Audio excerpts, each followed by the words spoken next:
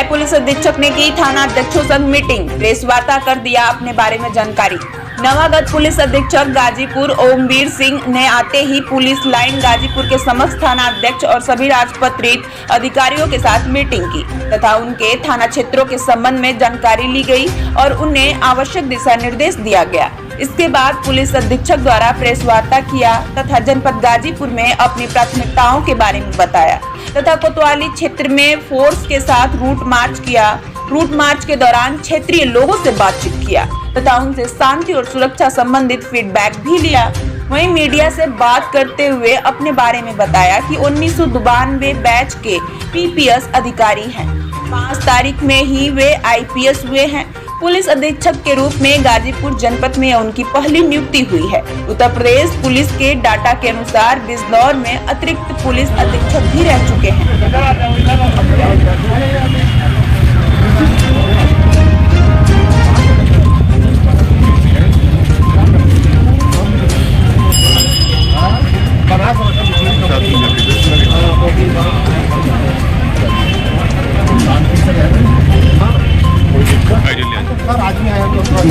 आप आइए इधर आइए।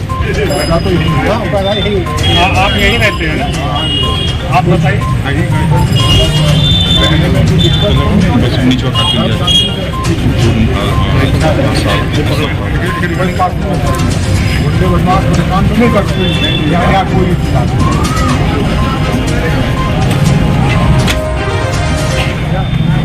में आपका प्रथम आगमन है और पहले दिन आपके द्वारा जो रूट मार्च निकाला गया, क्या क्या पिछले 5 साल से लगभग हर जनपद में प्रतिदिन रूट मार्च हो रहा है और इसका पर्पज़ केवल ये है कि लोगों में ये विश्वास है कि पुलिस जनता के लिए है और जो आपराधिक किस्म के लोग हैं उनमें भी ये भय बना रहे कि पुलिस अपना काम मुस्तैदी से कर रही है। इस बहाने लोगों से सड़क पर चलते हुए बात हो जाती है। कई बार कुछ लोग बड़ी महत्वपूर्ण जानकारी भी दे देते हैं। एक तरह से लोगों में कानून के राज के प्रति विश्वास पैदा करना और उनकी जानकारियों की उनकी परेशानियों की जानकारी करना और विशेष रूप से इसके लिए भी सचेत किया जाता है जो शिकायतें महिला उत्पीड़न की सामान्य रूप से सुनने में आती हैं कार्यस्थल पे या बाजार वगैरह में, उसमें भी लोगों से पूछा जा रहा है कि भाई किसी माता बहनों को कोई दिक्कत तो नहीं है, तो वो भी जानकारी मिल जाती है। हमने देखा सर आपने लोगों से चर्चाएं भी की, क्या केवल उनसे पूछा है कि किस तरह की कानून व्यवस्था है, लोग संतुष्ट हैं या नहीं पुलिस से। आप लोगों के सामने लोगों ने अपना संतोष व्यक्त किया है, व्यवस्था जो है पुलिस की उससे संतुष्ट है। सर एक बार अपना परिचय बताते हुए आपकी क्या प्राथमिकताएं होंगी उसको साझा करिए। मेरा नाम ओमवीर सिंह है और 1992 बैच का पीपीएस अधिकारी हूँ। अभी 5 तारीख में आईपीएस में इंडक्शन हुआ है। जनपद गाजीपुर में पुलिस अधीक्षक के रूप में ये मेरी पहली तैनाती है। जहाँ तक मेरी प्राथमिकताओं का संबंध है, जो शासन की प्राथमिकता है कानून का राज स्थापित रहे, गुंडे माफियाओं के विरुद्ध कठोरतम कार्रवाई हो, यही मेरी प्राथमिकता है। आम जन की सुनवाई हो, जो समाज का सबसे निम्न स्तर पर रहने वाला व्यक्ति है उसे भी कम से कम ये आभास रहे कि राज्य में कानून का राज स्थापित है। उसकी बात हर स्तर पर जहां तक वो जाए, जहां भी अपनी शिकायत दर्ज कराए, उसकी बात पूरी गंभीरता से सुनी जाए, उसका समाधान किया जाए। जहां तक महिला संबंधी अपराधों के बारे में है, उसमें 0 टॉलरेंस है। सभी अपने अधिकारियों को जनपद गाजीपुर के हमने बता दिया है कि महिला संबंधी कोई भी शिकायत अगर किसी भी थाने पर प्राप्त होती है, उस पर तत्काल त्वरित कार्रवाई करते हुए उस पर अगर अभियोग की आवश्यकता है अभियोग दर्ज करें। अगर मौके पर जाके उसमें कोई काउंसलिंग की आवश्यकता है वो करें, क्योंकि महिला अपराधों का आयाम वृहद आयाम है, उसमें कई बार काउंसलिंग की भी जरूरत पड़ती है। इसी तरह से जो अन्य आपराधिक कृत्य हैं और जो हमारे जनपद के चिन्हित अपराधी हैं, माफिया हैं, गुंडे हैं, उनकी यद्यपि पूर्व में भी बहुत बड़ी उपलब्धि इस जनपद में प्राप्त की गई है। उनकी संपत्तियां गैंगस्टर एक्ट के तहत सीज की गई हैं और ये कार्रवाई निरंतर रूप से चल रही है।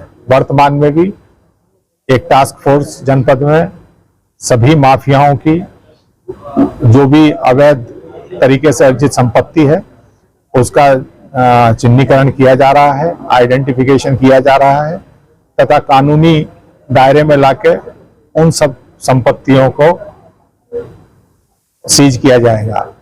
जहां तक अपराधियों को सजा दिलाने की है तो माननीय न्यायालय में पैरवी की जा रही है, पुलिस द्वारा प्रभावी पैरवी की जा रही है और अपराधियों को उनके जो भी अवैध तरीके से अर्जित संपत्ति है उसका चिन्हीकरण किया जा रहा है, आइडेंटिफिकेशन किया जा रहा है तथा कानूनी दायरे में लाके उन सब संपत्तियों को सीज किया जाएगा।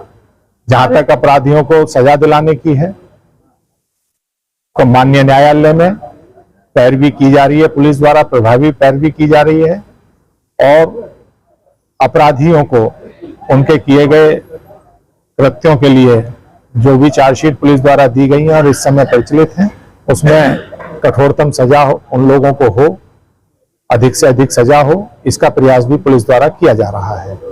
जनपद बिहार के बॉर्डर से जुड़ा हुआ है और बार बार आरोप लगता है कि गौ तस्करी हो रही है और सारा की तस्करी हो रही है, इसको लेकर सर क्या है?